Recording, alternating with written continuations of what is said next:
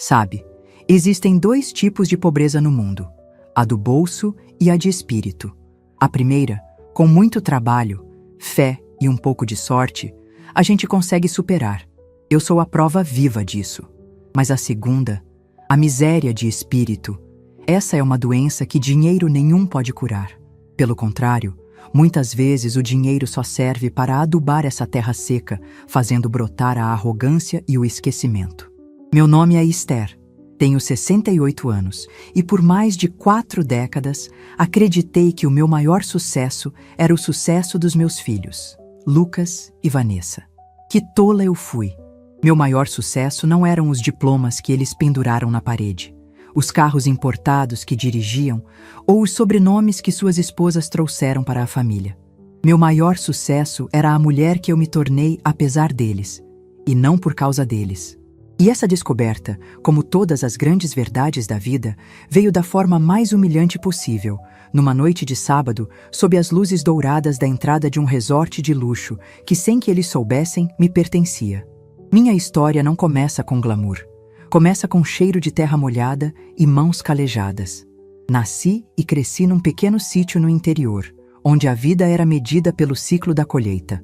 Aos 8 anos, eu já sabia o peso de um balde d'água tirado do poço e a dor nas costas depois de um dia capinando. A escola era um luxo que durou pouco. Aprendi a ler, a escrever e a fazer as 4 operações matemáticas básicas. E isso, na visão do meu pai, já era mais do que suficiente para uma mulher. Conheci Inácio, meu falecido marido, numa quermesse. Ele era diferente. Tinha nos olhos um brilho de quem sonhava com um mundo maior do que os limites da nossa cidadezinha. Casamos e, com a coragem que só a juventude e o amor podem dar, juntamos nossas poucas economias e nos mudamos para a capital. Nosso sonho era simples: dar aos filhos que teríamos a oportunidade que nunca tivemos, a de estudar. A vida na cidade grande foi um baque. Moramos numa casa de 2 cômodos num bairro periférico. Inácio conseguiu um emprego como operário numa fábrica e eu, para ajudar, comecei a fazer aquilo que sabia: faxina. Limpava a casa de outras pessoas, lavava as roupas de famílias que mal me olhavam no rosto. Lucas nasceu primeiro, forte e barulhento. 2 anos depois veio Vanessa, delicada e observadora. Éramos pobres de dinheiro, mas ricos de planos. Inácio sempre me dizia, enquanto me massageava os pés inchados no fim do dia: calma, meu bem. Um dia a gente vai ter a nossa empresa. Serviços Brilhante Esther em Inácio. O que você acha? Eu ria, achando que era só um sonho. Mas os sonhos, às vezes, são interrompidos. Inácio se foi cedo. Um acidente na fábrica, uma peça que se soltou, um instante de azar que me deixou viúva aos 30 anos, com 2 crianças pequenas para criar. O chão se abriu sob os meus pés. A indenização da fábrica foi irrisória. Mal deu para pagar o funeral e as dívidas do mês. Na noite em que enterrei meu marido, depois que as crianças finalmente adormeceram, eu me sentei na cozinha escura e fiz uma promessa silenciosa ao homem que amei. Nossos filhos teriam o futuro que sonhamos para eles, custe o que custar. Foi aí que a Serviços Brilhante Esther em Inácio deixou de ser um sonho e virou um plano de sobrevivência. Comecei sozinha. Imprimi uns panfletos simples na gráfica do bairro e distribuí de porta em porta nos prédios comerciais do centro. Esther, limpeza e conservação, qualidade e confiança. Minha primeira cliente foi uma pequena loja de tecidos. Eu limpava o lugar de noite, depois que fechava. A dona, uma senhora simpática, gostou tanto do meu capricho que me indicou para o escritório de contabilidade do filho dela. E assim, no boca a boca, a semente da minha empresa começou a germinar. Em 1 ano, eu já tinha mais clientes do que braços para atendê-los. Chamei 2 vizinhas, mulheres como eu, batalhadoras e de confiança, para me ajudarem. Ensinei a elas o meu método. Não era só limpar, era cuidar. Era deixar o ambiente brilhando com cheiro de novo. Era arrumar os detalhes, mostrar para o cliente que o dinheiro dele estava sendo valorizado. Em 5 anos, a Serviços Brilhante já não era mais só a Esther.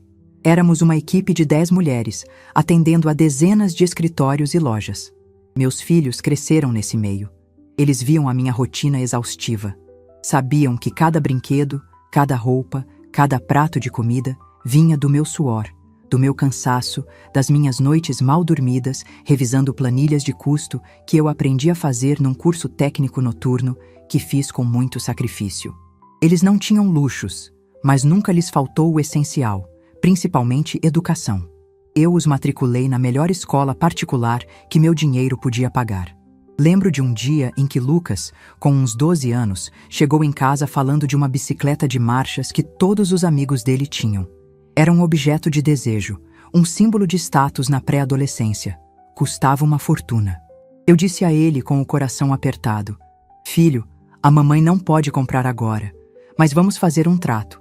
Se você passar de ano com notas boas, a mamãe te dá a bicicleta de presente de Natal."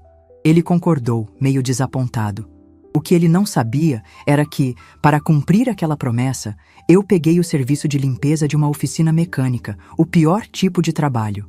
Passava os fins de semana de joelhos, esfregando o chão engordurado com produtos químicos fortes que deixavam minhas mãos em carne viva. No Natal, quando entreguei a bicicleta a ele, precisei usar luvas para esconder as feridas. Ele sorriu, o sorriso mais feliz do mundo, e aquilo para mim bastava. O problema é que as crianças crescem e, às vezes, a memória delas encurta.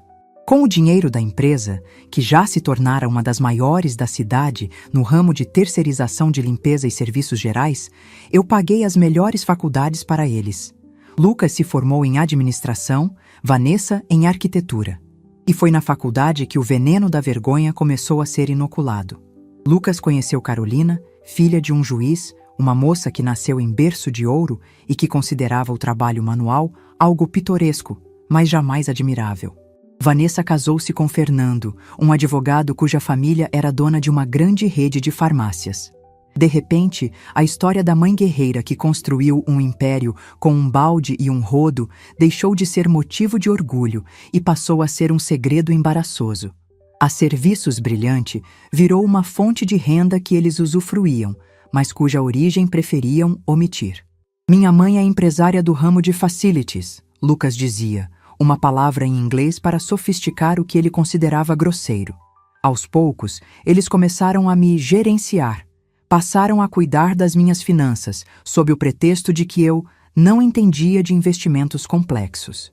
Na verdade, eles queriam controlar o patrimônio e garantir que ele fosse administrado de uma forma que não parecesse vir de uma empresa de limpeza.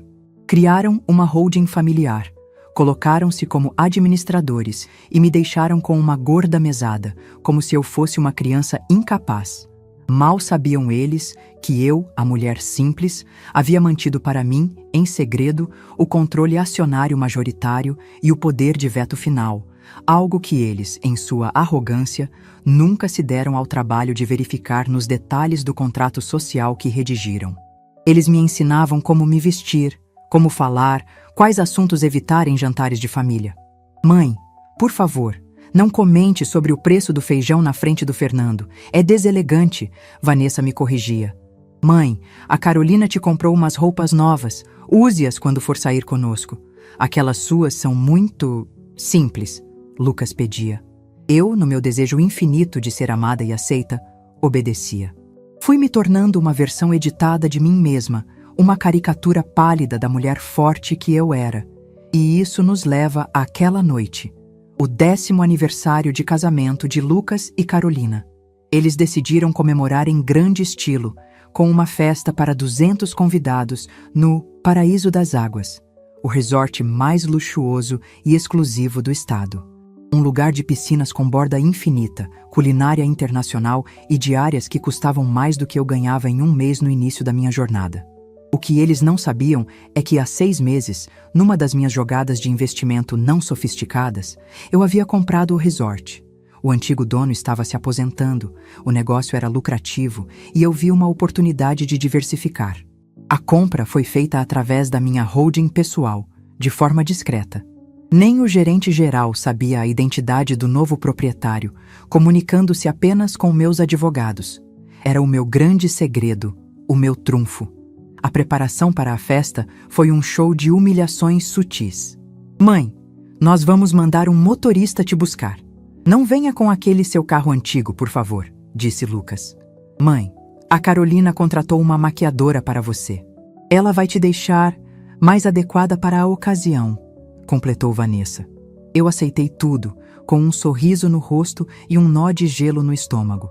Eu já sabia o que ia fazer. Na noite da festa, vesti um vestido azul marinho de seda pura, simples, mas de um corte impecável. Recusei a maquiadora e fiz minha própria maquiagem, discreta como eu gostava. Quando o motorista chegou, entrei no carro de luxo, sentindo-me uma atriz prestes a entrar no palco para o papel de sua vida. A entrada do Paraíso das Águas era monumental. Um longo caminho ladeado por palmeiras imperiais levava a um lobby de mármore com um lustre de cristal que parecia uma constelação. A música suave flutuava no ar. Pessoas elegantes, vestidas com suas melhores roupas, entravam e saíam. Senti uma pontada de orgulho. Este lugar era meu. Quando o carro parou, meus 2 filhos e suas esposas já me esperavam na entrada, como um comitê de recepção. Mas seus rostos não eram de boas-vindas. Eram de pânico contido. "Mãe!" Lucas começou, a voz tensa, vindo ao meu encontro antes mesmo que eu saísse completamente do carro. Ele olhou para o meu vestido, para o meu cabelo, para o meu rosto. Eu não estava fantasiada como a boneca que eles queriam. Eu estava vestida como Esther. "O que foi, meu filho? Aconteceu algum problema?" Perguntei com a calma que os antecede os furacões. Vanessa se aproximou, flanqueando-me do outro lado. "Mãe, a gente precisa conversar. Aqui não é um bom lugar." "Por que não? É a festa de vocês. Estou feliz de estar aqui." Foi Lucas quem proferiu a sentença, com uma voz baixa, para que os outros convidados não ouvissem. A voz dele era uma mistura de vergonha e irritação.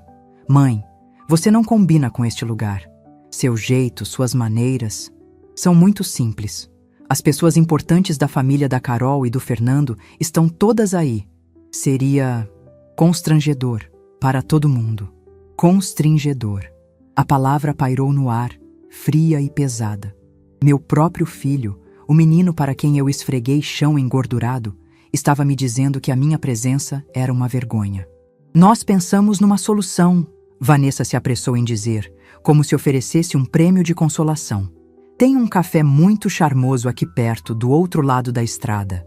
Por que a senhora não espera lá? Toma um cappuccino, come um doce. Depois que a recepção principal acabar e os convidados mais importantes forem embora, a gente te busca para o jantar. Fica melhor assim, não acha?" Eles me olhavam, os 4, com aquela expectativa ansiosa de quem espera que o problema simplesmente desapareça. Eles não me queriam na festa deles. Eles queriam que eu me escondesse até que a parte importante do evento terminasse. Deixaram-me ali, na calçada de granito polido, do lado de fora do portão de ferro forjado do meu próprio resort. Viraram as costas e entraram, sorrindo para os convidados, o casal perfeito e a irmã elegante, deixando para trás a mãe inconveniente. A dor que senti foi aguda, mas estranhamente breve. Foi como uma febre que queima rápido e depois te deixa com uma clareza gelada. Eu os vi desaparecerem no luxo do lobby e o nó de gelo no meu estômago se desfez, dando lugar a uma serenidade de aço. Eu não chorei. Eu não senti vontade de fugir. Eu sorri. Um sorriso pequeno, quase imperceptível. Um sorriso de quem segura todas as cartas do baralho. Ajeitei meu vestido, respirei fundo o ar perfumado da noite e caminhei, não em direção ao café do outro lado da estrada, mas em direção à entrada principal. Um segurança uniformizado, alto e formal, deu um passo à frente. "Boa noite, senhora. A festa é apenas para convidados." "Eu sei", respondi, minha voz soando mais poderosa do que eu jamais imaginei. "Por favor, chame o gerente geral para mim. Diga a ele que a proprietária deseja falar com ele. É um assunto urgente." O segurança me olhou com uma expressão que era uma mistura de pena e impaciência profissional. Uma senhora, visivelmente fora de seu elemento, causando um pequeno transtorno na entrada impecável de um resort de luxo. Para ele, eu era apenas mais um problema a ser gerenciado com discrição. "Senhora, como eu disse, a festa é privada. Se não está na lista, peço que se retire." Ele repetiu, a voz firme, mas sem agressividade. "E como eu disse", respondi, mantendo meu tom surpreendentemente calmo, "eu preciso falar com o gerente geral. O nome dele é Afonso, não é? Afonso Martins. Diga a ele que é um assunto de extrema importância sobre a propriedade. A palavra propriedade o fez hesitar. Ele me avaliou novamente. Meu vestido era simples, mas de bom corte. Minha bolsa era de couro, antiga, mas bem cuidada. Não havia em mim o brilho ostensivo dos outros convidados, mas havia algo em meu olhar, uma nova e inabalável serenidade que o confundiu. Ele levou a mão ao rádio em seu ombro. Central, aqui é a portaria. Tenho uma senhora aqui. Não está na lista, mas solicita a presença do senhor Afonso. Alega ser um assunto sobre a propriedade. Sim, aguardo. A espera durou talvez 3 minutos, mas pareceu uma eternidade. Eu podia sentir os olhares curiosos de outros convidados que passavam. Permaneci imóvel, a coluna ereta, o queixo levemente erguido. Eu não era mais a mãe envergonhada. Eu era uma força da natureza, esperando o momento certo para se manifestar. O senhor Afonso chegou a passos rápidos.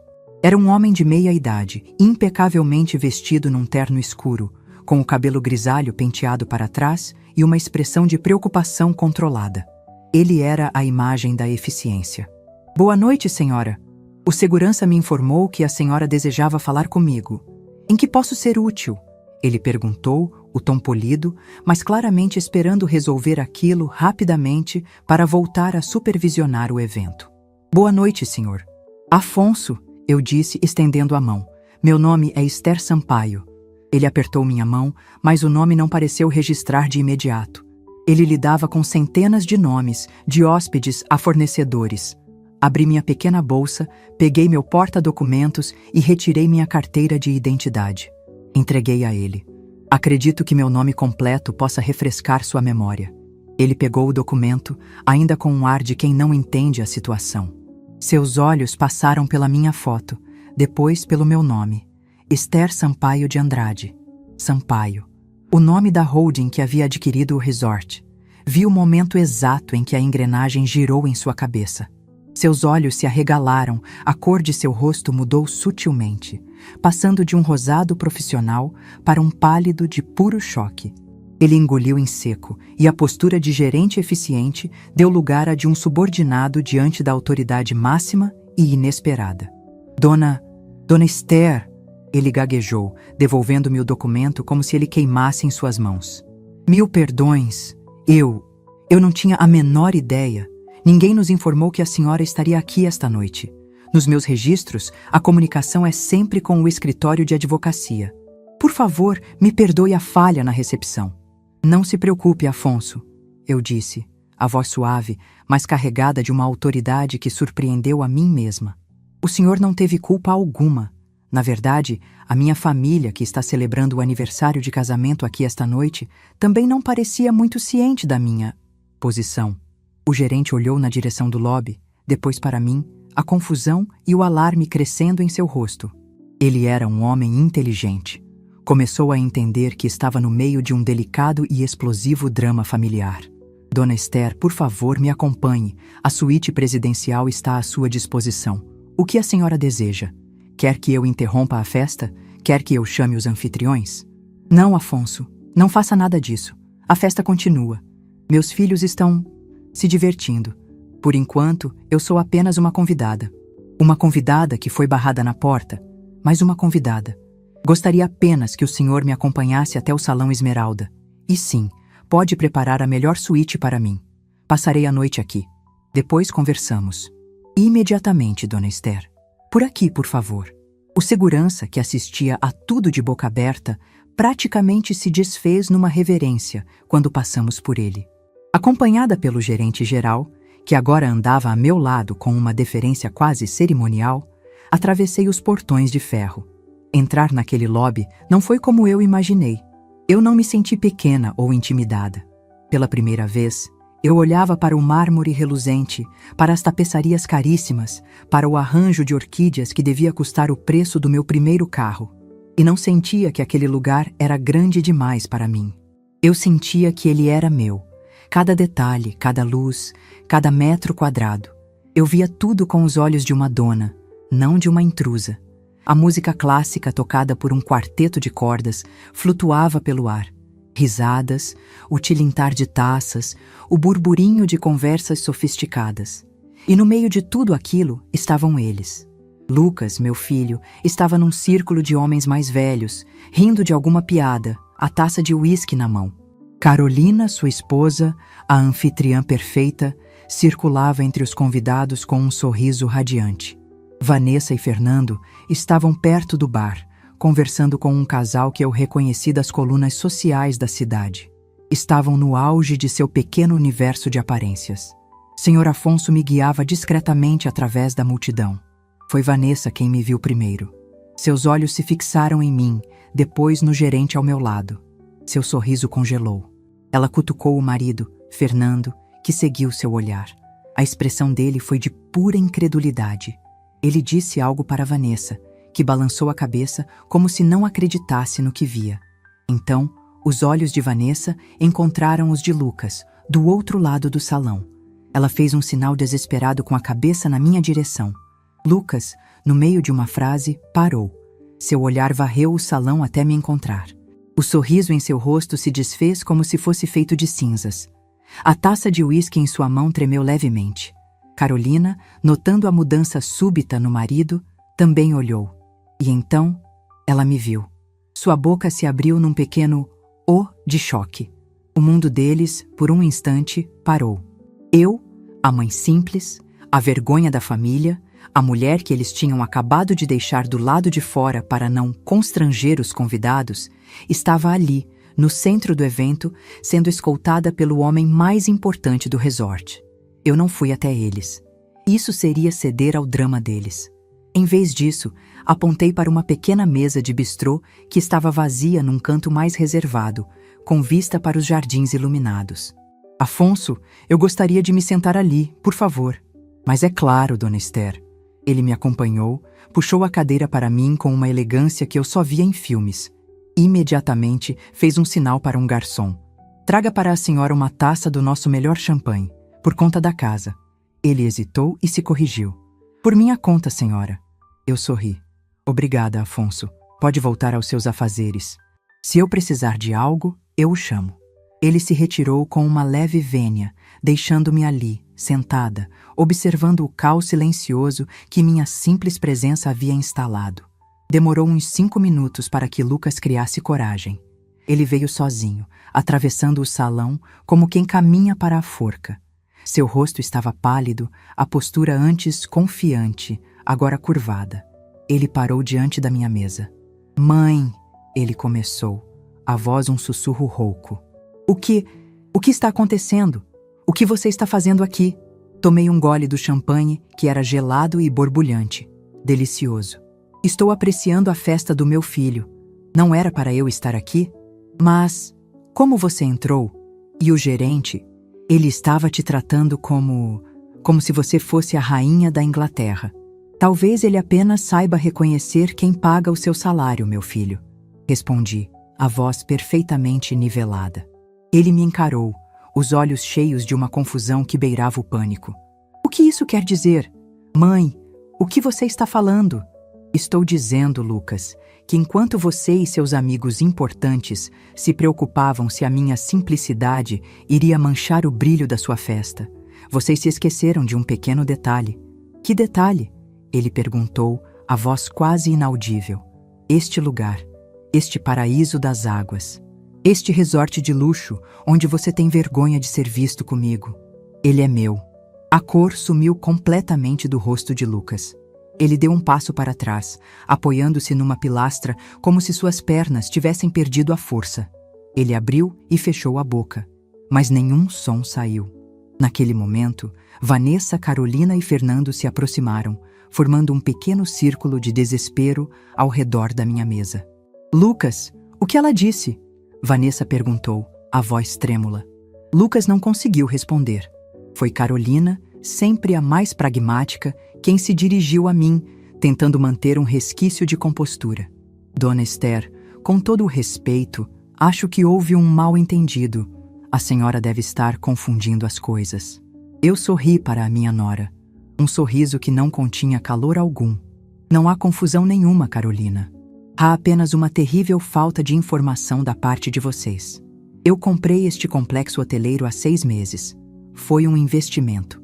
Algo que vocês, meus gestores financeiros, não precisavam saber. O silêncio que se seguiu foi tão profundo que eu podia ouvir o som das folhas caindo nos jardins lá fora. Eles se entreolharam, os rostos passando por um caleidoscópio de emoções. Choque, negação, pavor e, finalmente, a horrível e humilhante compreensão. Mãe, vamos conversar em outro lugar, Vanessa implorou, olhando nervosamente ao redor, com medo que alguém ouvisse. Por favor, aqui não.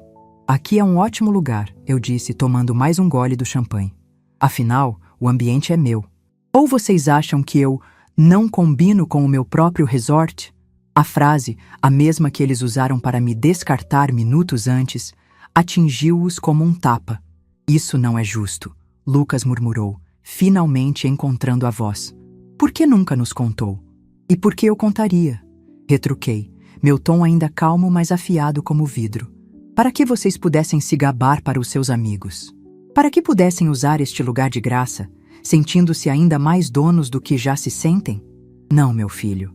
Eu não contei porque uma parte de mim queria ver até onde a ingratidão e a vergonha de vocês poderiam ir. E hoje, vocês me deram a resposta. Superou todas as minhas expectativas. Esther, por favor. Fernando, o advogado, tentou intervir com um tom conciliador. Vamos ser razoáveis. Podemos resolver isso de forma civilizada. Eu estou sendo perfeitamente civilizada, Fernando. Vocês, por outro lado, foram bárbaros. Mas não se preocupem. Eu não vou estragar a festa. Vocês são excelentes em manter as aparências. Continuem. Voltem para seus convidados, sorriam, finjam que a mãe inconveniente não está aqui sentada, sendo dona de tudo. A festa é de vocês. O vexame também. Levantei-me, deixando a taça de champanhe pela metade sobre a mesa. E só para que fique claro, amanhã, às 10 horas da manhã, na suíte presidencial, eu espero os meus 2 filhos para uma reunião. E não será uma conversa de família. Será uma reunião de negócios. Vamos discutir o futuro da Serviços Brilhante e a posição de vocês na administração dos meus bens. Sugiro que não se atrasem. Dei as costas a eles e comecei a caminhar pelo salão, deixando-os para trás, paralisados, no centro de sua festa luxuosa que, de repente, havia se transformado no cenário de sua própria ruína. Passei o resto da noite não como uma mãe humilhada, mas como a proprietária que era. Cumprimentei alguns convidados com um sorriso. Conversei com o chefe de cozinha sobre o cardápio. Elogiei o quarteto de cordas. Cada passo meu era uma declaração silenciosa de poder. E eu via, de longe, os olhares apavorados dos meus filhos me seguindo por todo o salão. Por volta da meia-noite, decidi que já era o suficiente. Pedi ao Sr. Afonso que me levasse até minha suíte. Ele me conduziu ao elevador privativo que dava acesso à cobertura. A suíte imperial. O lugar era de um luxo que eu jamais imaginei. Uma sala de estar gigantesca, um quarto com uma cama que parecia uma nuvem, um banheiro de mármore maior que a minha primeira casa e uma varanda com uma piscina privativa e uma vista de tirar o fôlego para todo o complexo iluminado. Lá embaixo, a música da festa ainda tocava, mas parecia distante, abafada. Tirei meus sapatos e senti o tapete macio sob meus pés. Fui até a imensa janela de vidro e olhei para baixo, para as luzes, para as pessoas minúsculas celebrando. Eu não sentia triunfo, não sentia alegria. Sentia uma paz fria e uma tristeza profunda. Tristeza por ter chegado a esse ponto. Tristeza por ter filhos que precisaram de uma demonstração de poder para talvez, só talvez, aprenderem o que era respeito. Troquei meu vestido por um roupão de seda macio que estava no armário. Sentei-me na poltrona da varanda, o vento da noite fresco no meu rosto. Eu estava sozinha no topo do mundo que construí, um mundo que eles desfrutavam, mas do qual tentaram me excluir. A ironia era avassaladora. Mas pela primeira vez em décadas, eu não estava esperando por eles. Não esperava um pedido de desculpas, uma ligação, um gesto. Eu estava esperando por mim mesma. Esperando a mulher que eu era, a Esther Sampaio, finalmente tomar as rédeas de sua própria vida. E a reunião da manhã seguinte seria apenas o primeiro passo. A noite seria longa, Mas o amanhã, eu sabia, seria inteiramente meu. A noite na suíte imperial foi, ao mesmo tempo, a mais solitária e a mais povoada da minha vida. Solitária porque, fisicamente, eu estava sozinha naquele espaço palaciano, com seus tapetes felpudos e obras de arte silenciosas. Povoada porque minha mente era um turbilhão de memórias, diálogos e sentimentos. O fantasma de Inácio parecia sentado na poltrona à minha frente, sorrindo com aquele seu jeito orgulhoso e dizendo: "Eu não te falei, meu bem. Serviços Brilhante era só o começo." As vozes dos meus filhos, repletas de pânico e incredulidade, ecoavam no teto alto. E, acima de tudo, havia a voz da nova Esther, uma voz que soava calma, firme e que pela primeira vez eu reconhecia como minha. Não dormi. Passei a noite na varanda, enrolada no roupão de seda, vendo as luzes da festa lá embaixo se apagarem uma a uma, até que apenas a iluminação arquitetônica do resort restasse, desenhando o contorno do meu império no escuro. Eu não sentia ódio. O que eu sentia era uma clareza cirúrgica. Por anos, eu me via através dos olhos deles. Uma mulher simples, trabalhadora, mas limitada. Uma mãe cujo propósito se esgotara após prover a educação e o conforto inicial. Naquela noite, eu finalmente me via através dos meus próprios olhos, e a mulher que eu via era uma estrategista, uma construtora, uma sobrevivente que transformou um balde e um rodo no resort mais cobiçado do estado. E essa mulher não aceitaria mais ser diminuída por ninguém. Ao amanhecer, o céu se pintou de tons de rosa e laranja sobre o mar. Era um espetáculo de uma beleza quase dolorosa. Liguei para o serviço de quarto. "Bom dia. Gostaria de um café com leite, bem forte, e 2 fatias de pão na chapa com manteiga. Por favor, mandem para a suíte imperial." A moça do outro lado da linha hesitou, provavelmente acostumada a pedidos de ovos Benedict e salmão defumado para aquela suíte. "Apenas isso, senhora?" ela perguntou. "Sim, apenas isso." "Obrigada." Enquanto tomava meu café simples na varanda suntuosa, fiz outra ligação. "Afonso, bom dia. É a Esther." A voz dele do outro lado era imediatamente alerta. "Bom dia, dona Esther. A senhora dormiu bem? Precisa de algo?" "Dormi o necessário, Afonso. Obrigada. Preciso que você reserve a sala de reuniões executiva para as 10 da manhã. Quero apenas água e café. E peça para a minha contadora, a doutora Mendes, enviar por e-mail para você os últimos balanços da Holding Sampaio e da Serviços Brilhante. Imprima 3 cópias de tudo, por favor." "Será feito, dona Esther. A senhora receberá seus convidados aqui na suíte?" "Não, Afonso. A reunião será na sala executiva. O assunto não é familiar, é estritamente profissional." Pontualmente às 10 da manhã, eu já estava sentada à cabeceira da longa mesa de mogno polido na sala de reuniões. O ar-condicionado estava ajustado numa temperatura agradável. As cópias dos relatórios estavam organizadas à minha frente. Eu usava a mesma roupa da noite anterior, que um funcionário do resort gentilmente mandou passar para mim. Eu estava calma, preparada. Meus filhos chegaram às 10h05, atrasados. Um pequeno, mas significativo ato de rebeldia, ou talvez apenas o reflexo do caos em que suas mentes se encontravam. Entraram na sala como 2 réus entrando no tribunal. Lucas estava com o rosto amassado de quem não dormiu, o terno da noite anterior todo amarrotado. Vanessa tinha os olhos vermelhos e inchados, e seu vestido, que parecera tão elegante na noite anterior, agora parecia apenas caro e fora de lugar. "Bom dia", eu disse, o tom neutro, apontando para as cadeiras à frente. "Sentem-se." Eles se sentaram rígidos, sem se atrever a tocar na água ou no café. "Eu os chamei aqui", comecei, sem rodeios, "para uma reunião de negócios como avisei ontem. Vamos discutir a administração dos meus bens e o futuro das empresas que eu construí. Mãe, antes de tudo, a gente precisa pedir desculpas." Lucas começou, a voz trêmula. "O que fizemos ontem foi imperdoável." Eu o cortei, mas sem levantar a voz. "Eu sei. E nós vamos chegar na parte das desculpas. Mas primeiro, vamos aos fatos. Porque os fatos, ao contrário dos sentimentos, não podem ser manipulados." Peguei o primeiro relatório, o da Serviços Brilhante. Esta empresa, eu disse deslizando o papel sobre a mesa, foi fundada há 35 anos com o dinheiro que eu ganhei limpando o chão de outras pessoas. Hoje, ela fatura 8 dígitos por ano, emprega mais de 500 funcionários e é líder de mercado em seu segmento. Foi com o lucro desta empresa que eu paguei a faculdade de vocês, o primeiro carro de vocês, a entrada do apartamento de vocês e, indiretamente, a festa de aniversário de casamento de vocês. Eles se encolheram nas cadeiras. Há 3 anos, sob o pretexto de que eu não entendia de finanças complexas, vocês me convenceram a criar uma holding para administrar meu patrimônio.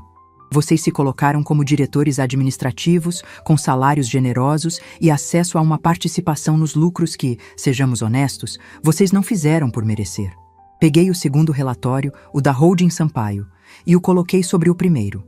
E enquanto vocês me gerenciavam, enquanto me davam conselhos sobre como eu deveria me vestir, falar e me comportar para não constranger seus círculos sociais, vocês nunca se deram ao trabalho de ler os estatutos desta holding com atenção.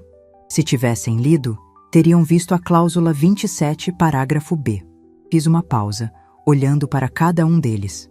A cláusula 27, parágrafo B, me confere, como acionista majoritária e fundadora, o poder de veto absoluto e a autoridade para, a qualquer momento e por minha única e exclusiva decisão, reestruturar toda a diretoria e o conselho administrativo, sem necessidade de aviso prévio ou justificativa. O rosto de Vanessa ficou branco como papel. Ela, a arquiteta detalhista, e Lucas, o administrador de empresas, haviam sido superados pela mãe, simples, que mal completou o primário. Mãe, por favor, Vanessa sussurrou. E é exatamente isso que estou fazendo hoje, continuei, impassível. A partir deste momento, Lucas Sampaio de Andrade e Vanessa Sampaio de Andrade estão destituídos de seus cargos de diretores da Holding Sampaio e de qualquer posição administrativa na Serviços Brilhante. Seus salários e bonificações estão suspensos. Suas participações nos lucros serão congeladas e convertidas em um fundo de investimento de longo prazo, do qual vocês só poderão usufruir como herança após a minha morte.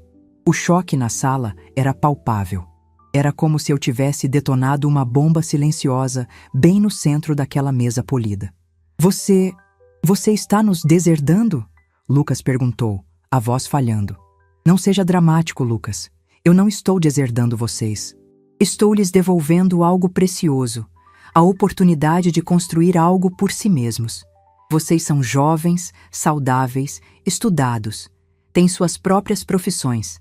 A partir de hoje, viverão delas, como pessoas normais, sem o colchão de luxo que a mãe constrangedora de vocês provia. Mas, e as nossas despesas? Nossos compromissos? O padrão de vida? Vanessa argumentou, o pânico começando a superar o choque. Seu padrão de vida, minha filha, deverá se adequar à sua nova realidade financeira.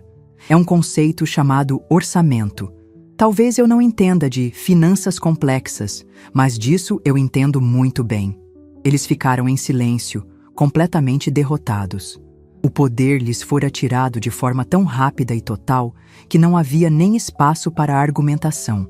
Agora, e só agora, eu permiti que a mãe falasse.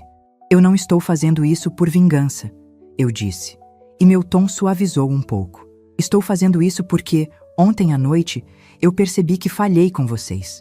Eu falhei em lhes ensinar o valor do respeito. Eu lhes dei tanto conforto material que vocês se esqueceram de cultivar a riqueza de espírito. Vocês se tornaram pessoas que têm vergonha das próprias raízes, que medem o valor dos outros pela conta bancária ou pelo sobrenome. E eu amo vocês demais para permitir que continuem nesse caminho. As lágrimas que Vanessa segurava finalmente vieram. Lucas apenas olhava para os papéis sobre a mesa, como se não pudesse acreditar no que estava acontecendo. Eu lhes dei as melhores ferramentas, continuei. Educação, saúde, uma base sólida. Agora, vão e construam suas próprias casas, com seus próprios tijolos. Aprendam o valor de cada centavo, de cada conquista. Aprendam que dignidade não se compra, se tem, e que a pessoa mais simples pode ser a mais rica de todas, se o seu caráter for nobre. Levantei-me. A reunião está encerrada. A doutora Mendes entrará em contato com vocês para formalizar os trâmites. Podem ir. Eles se levantaram cambaleantes. Antes de sair, Lucas se virou. E a gente? A nossa relação? Acabou? Olhei para o meu filho, o menino que um dia quis uma bicicleta de marchas, e vi, pela primeira vez em muito tempo, um vislumbre de vulnerabilidade real em seus olhos. Isso, Lucas, só o tempo e as atitudes de vocês dirão. A porta da minha casa estará sempre aberta para os meus filhos, mas ela está permanentemente fechada para os diretores arrogantes e os estranhos que vocês se tornaram.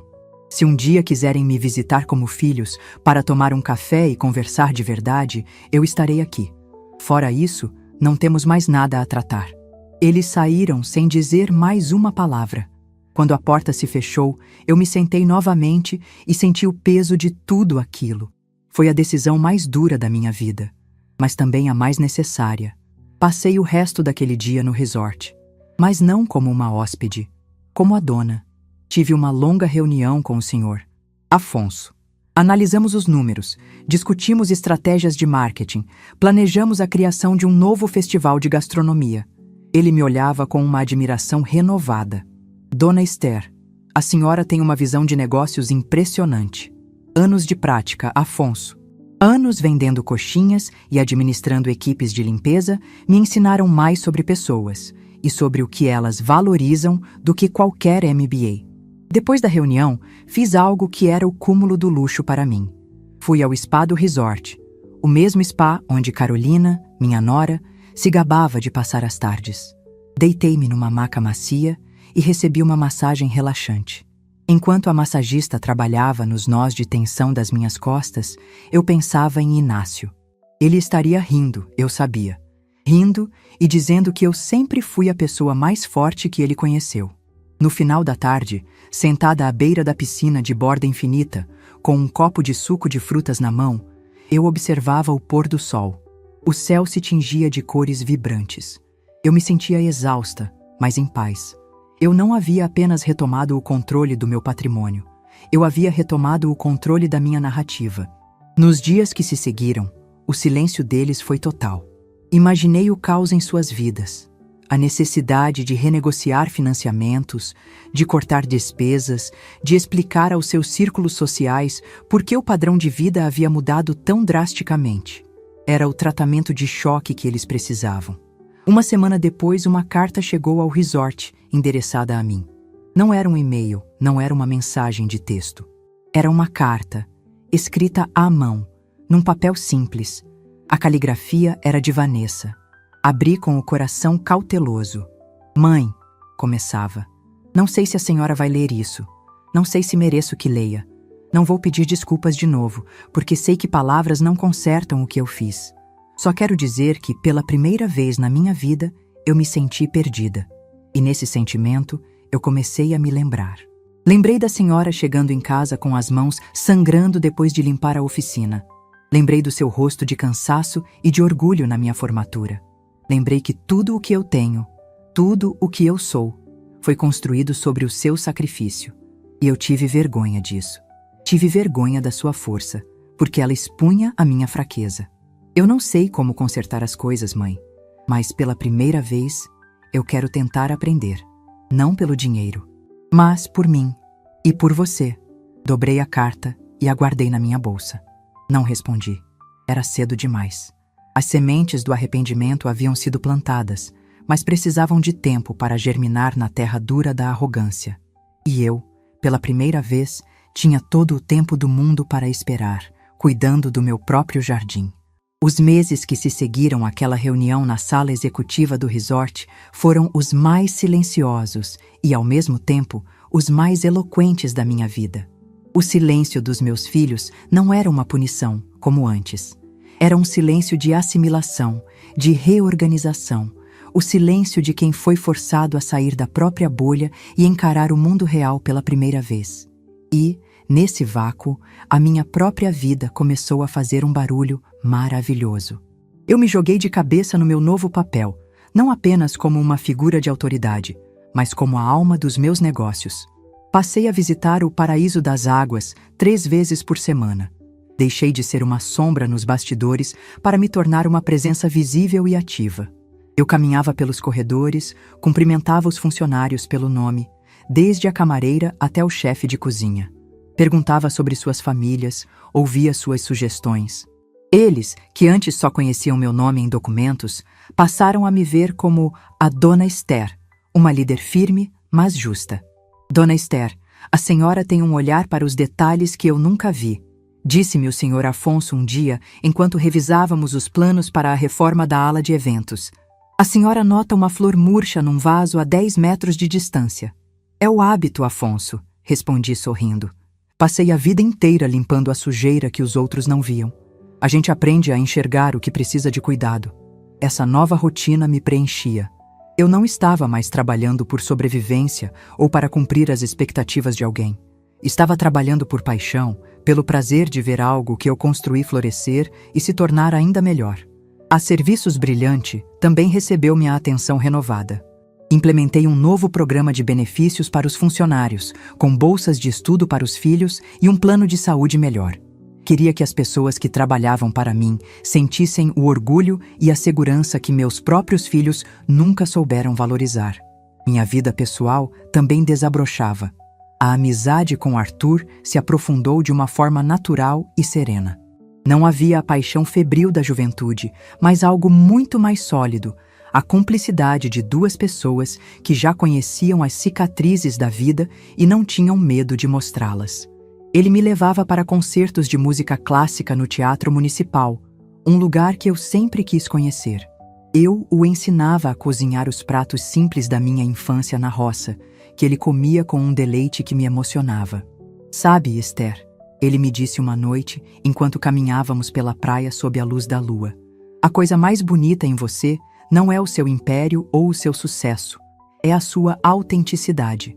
Você nunca deixou de ser a mulher que aprendeu a ler à luz de um lampião. Aquelas palavras valeram mais do que qualquer elogio sobre meus negócios. Ele me via. Via a Esther inteira, a da roça e a do resort, e não via contradição nisso.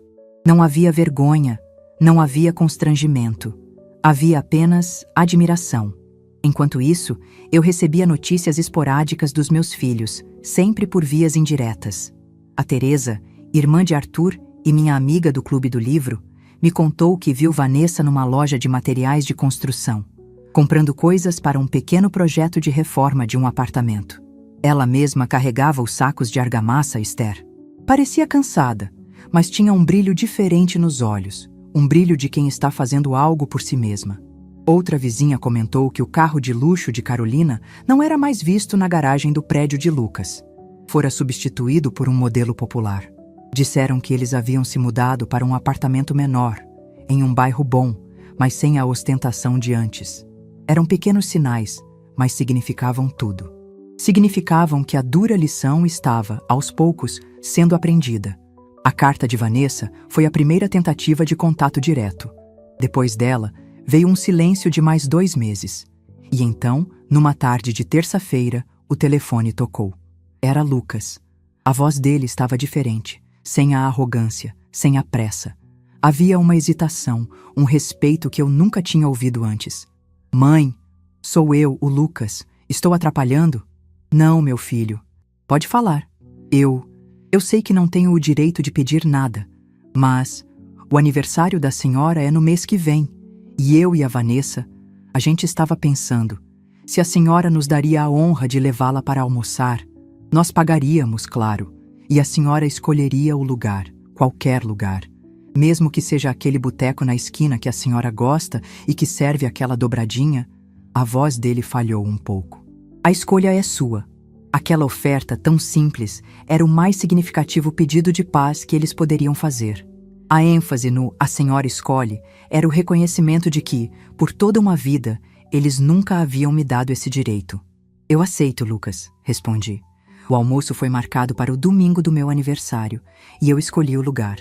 Não o boteco, mas uma cantina italiana antiga no centro da cidade, um lugar com toalhas de mesa xadrez, barulhento, cheio de famílias, com o cheiro de alho e manjericão no ar. um lugar que eu sempre amei e que eles, na sua fase de sofisticação, consideravam cafona. Cheguei sozinha, no meu próprio carro. Eles já estavam lá, sentados numa mesa no canto. Pareciam dois peixes fora d'água, deslocados em meio à simplicidade alegre do lugar. O almoço começou tenso. Falamos do tempo, de banalidades. Então, Vanessa tomou a iniciativa. Mãe, eu consegui meu primeiro projeto solo. É pequeno, a reforma de uma cozinha, mas é meu. Do começo ao fim, eu nunca me senti tão orgulhosa, ela disse, e seus olhos brilharam. Eu também estou orgulhosa de você, minha filha. É mais difícil do que eu pensava, Lucas confessou. Viver com o nosso próprio salário, sem a rede de segurança, é assustador, mas também é libertador. Outro dia, a Carolina e eu passamos o domingo montando um móvel que compramos, em vez de pagar alguém para fazer. A gente brigou, riu e no final, quando o móvel estava de pé, torto, mas de pé, sentimos uma satisfação que nenhuma compra no shopping jamais nos deu. Eles estavam mudando. Estavam descobrindo o valor do esforço, o sabor da conquista real. Foi então que Lucas olhou para mim, os olhos sérios. Mãe, eu preciso falar de uma coisa. Eu penso nisso todos os dias, desde aquela noite. Eu me lembro daquela bicicleta de marchas. Meu coração deu um salto. Eu era um moleque egoísta. Eu queria aquela bicicleta mais do que tudo e não pensei um segundo no que ela custaria para você. A Vanessa me lembrou, há alguns meses, das suas mãos, de como elas ficavam depois de um fim de semana limpando a oficina. Ele engoliu em seco, as lágrimas se formando em seus olhos. Eu tive a coragem de ter vergonha daquelas mãos, as mesmas mãos que me deram tudo. Mãe, se eu pudesse voltar no tempo, eu não pediria a bicicleta. Eu pediria para sentar ao seu lado e ajudar a lavar a louça. Me perdoa por ter demorado tanto para entender. Naquele momento, na simplicidade daquela cantina italiana, com o barulho de outras famílias ao redor, a cura começou de verdade. As lágrimas que vieram aos meus olhos não eram de dor, eram de alívio. Eu me levantei, dei a volta na mesa e abracei meu filho, depois minha filha. Um abraço que não era de obrigação, mas de reencontro. Eu já os perdoei há muito tempo, sussurrei. Mas estava esperando vocês se perdoarem. A partir daquele almoço, as coisas mudaram. Não voltaram a ser como antes, e isso era uma bênção. As visitas se tornaram mais frequentes, mas sempre com um telefonema antes. Mãe, a senhora está livre no domingo para um café? Eles não vinham mais com exigências, mas com histórias para contar. Compartilhavam suas dificuldades, suas pequenas vitórias.